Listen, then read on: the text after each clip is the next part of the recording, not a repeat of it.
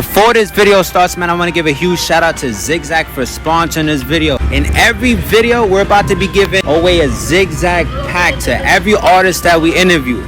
Inside of these packs, you can see it's like a care package. You got ashtrays, you got papers, you got cones, everything you need. Go check out their links. Links will be down in the description. Tell them Marty sent you. And without further ado, hope you guys enjoy the video. Alright, so who am I here with? Cory Gunz, man, Militia's own, Young Money Militia. Yeah, word to my mama, I'm out of my llama bean. Don't wanna see what that drama mean, get some drama mean. The one and only, man, Cory Gunz, man. Legend to some. I'm still a student though, so I carry that title. I'm still a student out here, criminal minded. You forgot also you're a son of a gun. I am a son of a gun, man. Shout out to my pops Peter Gunz. Shout out to my uncle Lord Tariq. If you know, you know. Tariq from Power? Nah, Tariq from Soundview. That's all I'ma say. Tariq from Soundview. Who you got over here? That's all right, yeah. Y'all gonna see me moving a lot in the camera too, cause I was trying to get a light in my fault. Yeah, bandana, Yonkers, New York, north side. Your name bandana, but he ain't got no bandana. He got one. Long live Sean Meek, man. You know how coming. He got one. We fuck with that, bro. We fuck with everybody. It's the militia is like it's a unit of different people from different backgrounds, from different everything. We all coming together for a common goal. So I don't want people to look and think it's like, yo, them niggas is one. Nah, it's an entity of different things, different ethnicities, different races, different. We all just on the same mission. That's all it is. No homo, I like that. So before we start the interview, I'm gonna give you a little gift on behalf of Zigzag, you know what I'm saying? I don't get gifts like that. I appreciate it. It's a gift for you. You get the tote bag, you know what I'm saying? You got some goodies in there. You can look in there. I'm gonna check after. I'm gonna be professional. Nah. You can check in there. You wear extra large. There's an extra large shirt in there too. I'm gonna rock it regardless. And you got a rolling tray. You got a lighter. Yeah, it's kind of fucked up. I got a gift. No, it's our gift. We gonna split it. I light it on you right now. It's not. I mean, I ain't know it's gonna be so many people. You know what I'm saying? This home team, man. We here. You got together. I appreciate it. Got everything you need to smoke in there. Hell yeah, we do. Ashtray, bro. Every paper you need is in this motherfucker. Even the cones and all. The hemp cones. Everything is in it. I ain't gonna lie. I'ma try some of them. I'm a blunt guy. You can make a blunt with the hemp. I'ma try. I ain't gonna lie. The hemp is different.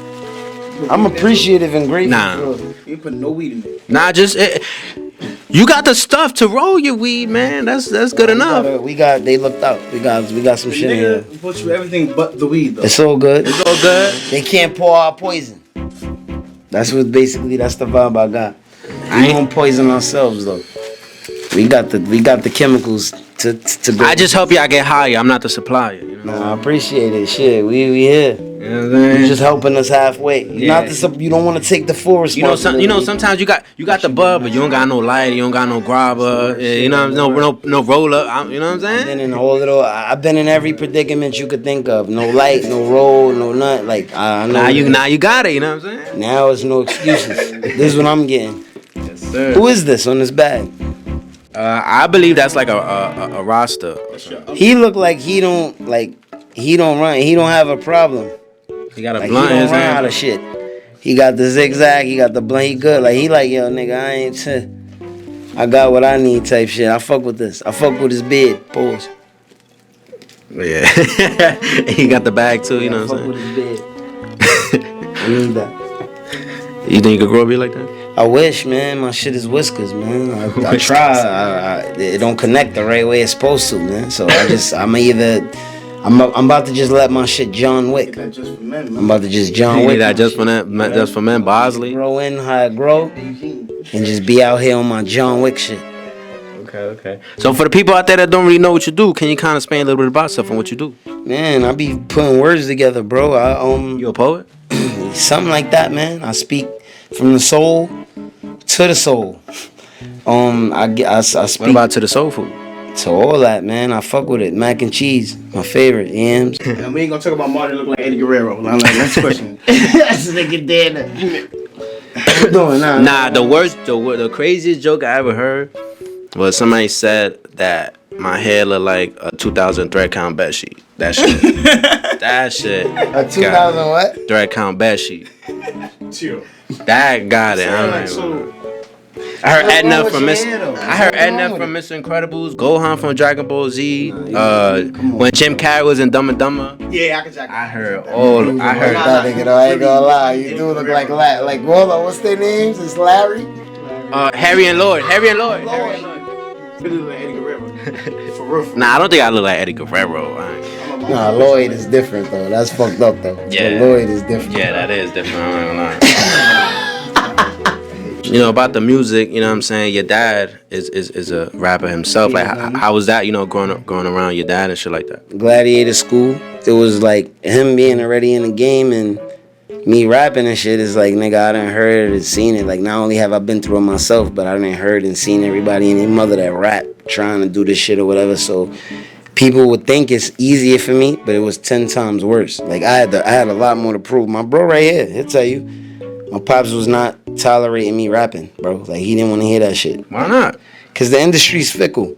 You hot 1 minute, next minute you not. People turn on you. Like, I'm going to do that. Speaking of that, not to cut you off, speaking of that, I heard you said something on the interview that you said they don't really care about the talent. It's like a business. It's all business. Yeah. It's business. I thought at one point it was. At one point, like, I got in it for that reason, thinking that it's all business and that it's all, like, it's about your talent, or thinking that it's all about your talent. Excuse me. Shit is business, man. Niggas can't make nothing or niggas can't figure nothing out, then it don't make sense. Other than that, that's really it. Like, I figured that in me growing and maturing and with wisdom, I'm not talking down on it like that's bad, but that's what we in this shit for. It's business. So that's what I'm learning. You know what I mean? I didn't say that in a way to where it's like, yo, don't get in it. Or it's like me being bitter. It's a fact. It's just, you gotta learn all of this shit. Like, it's more than just talent, is the message I was trying to convey. So when did, like, your dad start, like, fucking with your music? He said at one point he didn't really want you to do music. Shit, bro. My dad always knew I could rap because he always knew, like, I would rhyme his rhymes. From a really young age, from like 2, 3, 4 years old, I was memorizing my dad's shit. You was memorizing Deja Vu? I memorized all that shit. I memorized Deja Vu is still a classic. You know? Yeah, hell yeah, to this day. I memorized that shit. Other shit that he didn't know I knew, like, I would memorize. Like, I started like that. Like, that's how I learned how to rap. I would memorize everybody I felt was dope. I memorized their shit, say it like them, learn how they said it, whether it's the way they articulate, their cadence, whatever it is. And I'd be like, all right, I gotta know how to do this and do it my way type shit. So that's, my dad is really like the channel for me learning how to rhyme without him even knowing. Like me memorizing his shit, whether it's a different flow, cadence, or whatever it is, I would get it from him and just try to figure out how to make it my own and take it to the next level. So would you say he's one of your biggest influences? Hell yeah, bro. If it wasn't for my pops, I wouldn't even be interested in rap. I'd be interested in music because he was. Like, a lot of people don't know, I listen to shit people would not expect me to if they hear my content. Like, I listen to Prince daily. I listen to Mike, I listen to shit like that. Those are classics though. Yeah, but I don't listen to straight. I thought you would say like country or something. I listen to that too. I listen to Luke James. Shout out to Luke James. Or rock and roll. You got a fast car. That's one of my favorite songs in the past year or two. That record is ridiculous. I'm actually gonna do a verse to it. But like a remix? Yeah, I'm gonna rap to that shit. Like a sample type shit? I could rap to anything.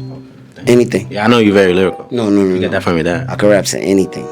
To anything? Anything. Rap to the coconut. I could rap to that.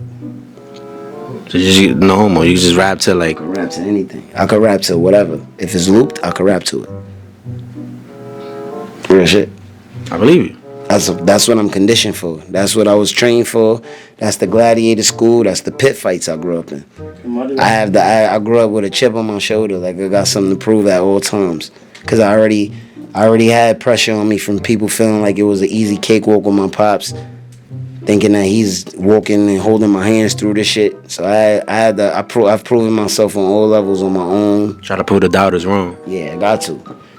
It's nothing to even say or prove because people who know. I done been to everybody block. I done rap with the best of them.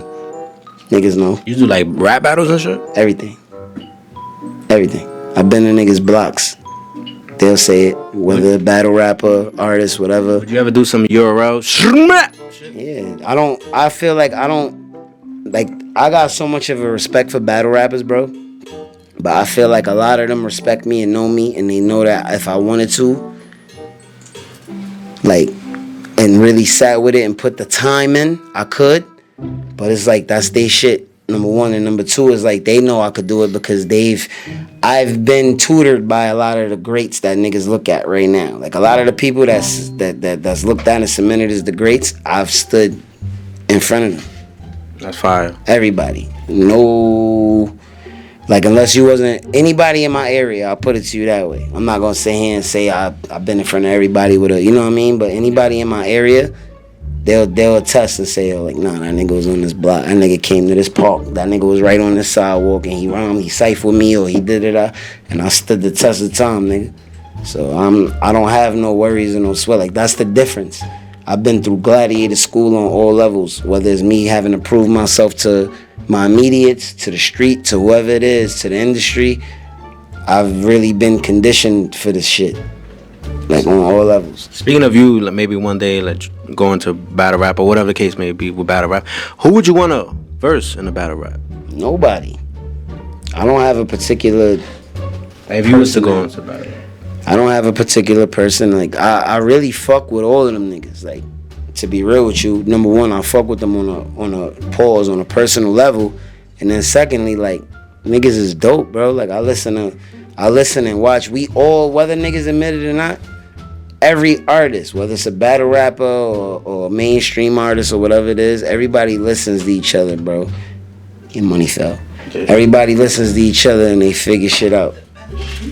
That was a good break, right? Your money fell. Yeah, I heard that, right? Yeah. so, But yeah, like, shit like that. so speaking of, growing up with your dad, there's this picture, and I want you to kind of describe this Please picture. don't let it be no bullshit. Nah, it's not, brother. It's this picture. I just want you to describe this moment. This is a legendary picture, in my opinion. You know what I'm saying? We gonna see. It's you with Big Come on, Pun. man. I'm gonna tell you about that day, right? That day I was walking, shout out to my cousin Pop, VA, my cousin Pop, me and him was walking. We were actually going to the store. And it was about, bro, I kid you not, Marty, it was about like 10, 11 in the morning, bro, when I took that picture, man. It was early in the morning. We walked to the store that day, just regular, like, that's what we do. Like, we'll go get, you already know the vibes, go get your candy, whatever, the chips, whatever, nigga. Like, I'm going to the store, and he's just double parked in front of the fucking, mind you, he had the 600, the Benz, the 6, silver shit, big ass That shit was squad, the tombstone shit, by himself, bro. Like, you know how a nigga usually, if you could especially tell if they driven, they with somebody. He was in the driver's seat was empty. He was outside of the passenger door, leaning over, just playing the music with his leg up by himself. Pun. I'll never forget that shit. Yeah. I walked by him. He asked me, he was like, "Oh, where your dad at?" Da da da. Regular shit, cause I would see Pun regularly, like on a commute, just being on my block or just being in the area.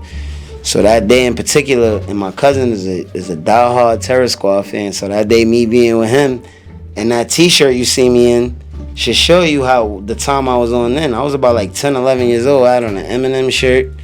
Nigga was really invested in like, I really wanted to, like, I knew what my path was. You know what I'm saying? Is what I'm trying to say. Like, so first thing Pun says, "What up, man?" Da da da. I needed a pic. You know what I mean? I'm like, let me get this picture. Like, so that shit was crazy. Just growing up and being around, I done been to video shoots and all sort of shit with Pun. Like, a lot of people don't know. Like, on a humble. Like, I'm just around. I'm in the neighborhood or in the area. Yo, come up on the trailer. Come do this or that. It's been like that with me from a little kid with him. But that particular day, something prompted me to say and just told me to say, "Yo, let's get this flick." You know what I mean? Like, and that's some shit that I feel like, whether I use it for an album cover or not, that shit speaks volumes to me to this day. Because he's somebody that I studied and also had a really grand influence on the way I rap and my attitude, my energy, everything. Like, he's one of the ones that play a really big influential part and my like a lot of shit with me. Did you learn anything from him? Hell yeah, bro. Like everything, like with pun and even with me not.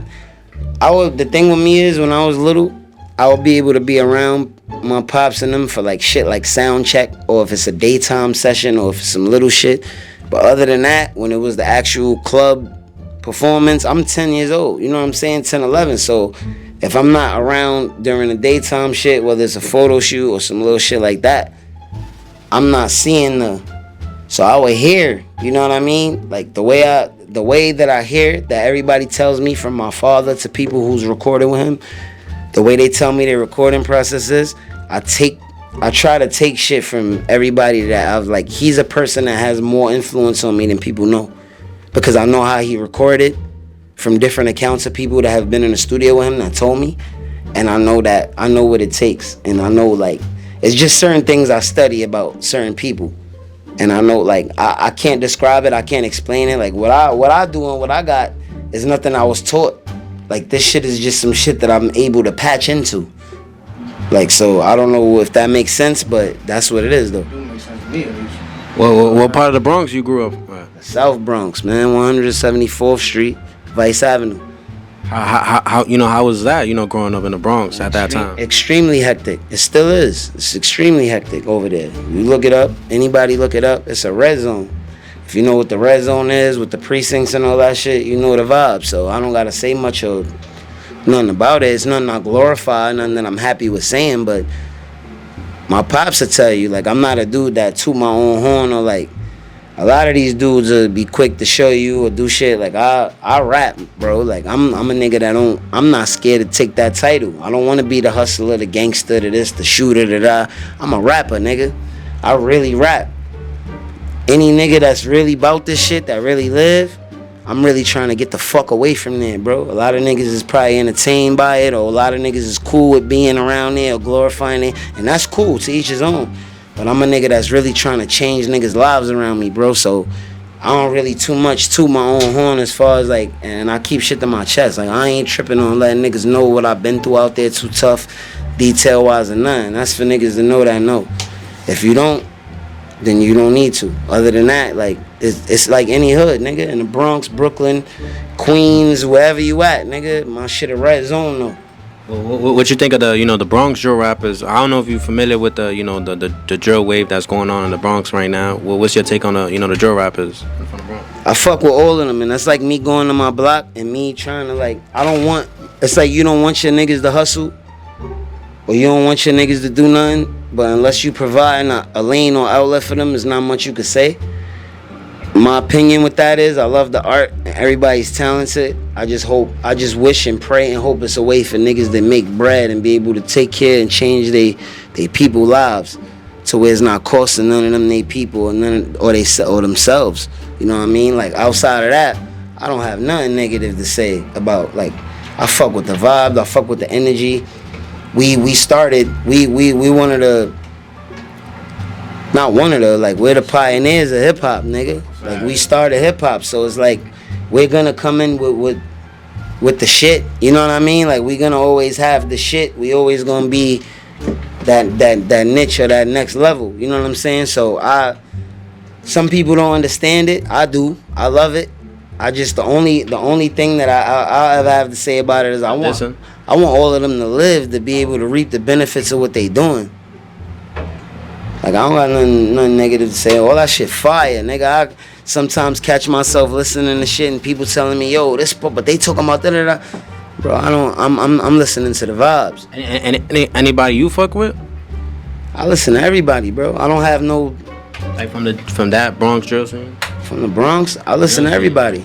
I listen to what makes sense. I'm not a nigga that's saying, I'm not gonna lie to you, I'm not a nigga that sit here and condone a whole diss on nobody and nothing like that. Like I'm not one of them niggas. Like it might just be my age. Was that, that Lil Wayne when he was on a chair and, fell down in the bathtub and shit like that? Was that from Inception? The movie Inception? Yeah. The whole concept of 6 for 7 was Inception. For real? That was the whole concept of it. That's what fucked me up too. Hype Williams, shout out to Hype Williams. He had that, like, they all had that idea, that bathtub shit. All that shit was crazy. Like it was ill. Was that like his favorite movie at the time or something? Or? I'm not even sure. I don't know if he just came up with it at the time. That shit made, you don't remember when that shit came out. That shit made so much noise. Yeah. It's like, I don't know if that was the instant inspiration or it's just struck for niggas to do that or whatever, but the concept was crazy. I didn't know about that shit till I got to the set. And it just made so much sense. The visuals, everything was fucking crazy. So Did you think that song was gonna be as big as it was? Pause. I did, but I didn't. At the end of the day, I knew Wayne is Wayne, bro. And at that point, He was in his prime at that point. he's at like anything. If he had whatever he breathed on would be what it is. But the fact that we fucking sat and made a joint like that, and it was really put into that shit, and it rolled out the way it did, I'm forever grateful for that shit. Well, do you know kind of what was the the inspiration or meaning behind 6 for San? It was he already had it. I think what his inspiration was I'm about to come home and just kill everything. And he came home and did just that. The nigga did 3 verses on that shit, bro. I had a 32 and it got chopped just because we knew it was gonna be 4 verses on it. And he's incredible, bro. He thinks the way Wayne thinks and works is like outworldly. So he knew what he wanted, and he knew what the fucking record was gonna be before we finished it. And I was just appreciative and glad to pull up and execute that shit. That shit is a classic, man. How did you even meet Lil Wayne? Like, how did that kind of happen? We was been supposed to meet. Me and Wayne, if I'm not mistaken, the first time we met, he pulled up to a session I had. But before then, we've known mutual people for years. So it was just a matter of time. But shout out to my bro Busy, my bro Fat Boy. I had a session in Sony. Young Guru was there. Wayne pulled up on his word. Like, it was no label shit. It was no nothing. Like, he pulled up. He came to the studio in the middle of a promo run. And we recorded some shit. And he went his way that day. Like, that shit to this day is so solid to me. And me and him been like this since. Like, that's my brother type shit. You know what I mean? So it's like, once you see and you're around niggas, and once you see like the vibe it is, like, he's a thorough dude. You know what I mean? So I fuck with that nigga. So where do people can find you at? Like your Instagram, YouTube, all that good stuff? Instagram, Cory Gunz 174. My YouTube, Cory Gunz, whatever that shit is. Militia, my man Black Song is doing the music. My bro Quiet is on all the boards. Cash, Pax, my nigga Epic, Breeze, my bro BC Dana. I got wild shout outs, nigga, like my bro Reese, my bro Malari. There's a bunch of niggas, man. Anything you want to tell the people before we end this interview? Lucy's 2 coming soon. It's a lot of shit I got cooking up. We working, man. Like, I promise you, on everything I love is different this time. That's all I'm gonna tell people. Okay. So I want to ask you, bro, like, you got a problem? I got a lot of problems. What problem you got? I got a lot of them. I don't know what in particular you mean. I could give you numerous. Nah, like, A lot of problems, bro. nah, like, I want to know if he got a problem. I got a lot of problems, bro. What's that problem you got? Some people don't have the answers to them. You don't got an answer to the problem? No. Nah, I told you had a problem. I don't know. Like, what kind? A math one? Nah. A literature one? An English one? Not just a problem. Life one? A physical one. A physical? Physical. A mental one? I got all sort of problems. Physical, why he said physical? You got a problem. Nah, I'm trying to help you, man. See if you got a problem. No, what kind of problem though? Like, I got a lot of them shits. I'm just trying to figure which kind you think. It's nothing. I don't have any. Because she will put you in Mr. Sut's bag, you know? Just saying. No. I just don't know what kind of Sut's bag. problem we talking about. I don't have any. What you mean with like a worry or physical or street one? Nah, just whatever problem you got. What Like, kind if of you got a problem would problem. that be? Just ask him if you got a problem. A street one? It could be a problem with the weather. It could be a problem outside. It could be a problem with a person, a thing, a place. That's a noun. A problem is a noun to me. Back, though. I just came from jail. I ain't too comfortable with that, like gangster. Nah, just a problem. I can't open a calculator, bro. See what I'm saying? I knew it was something like that. That's a problem. Calculator, bro. You got a problem? You know what I do a lot?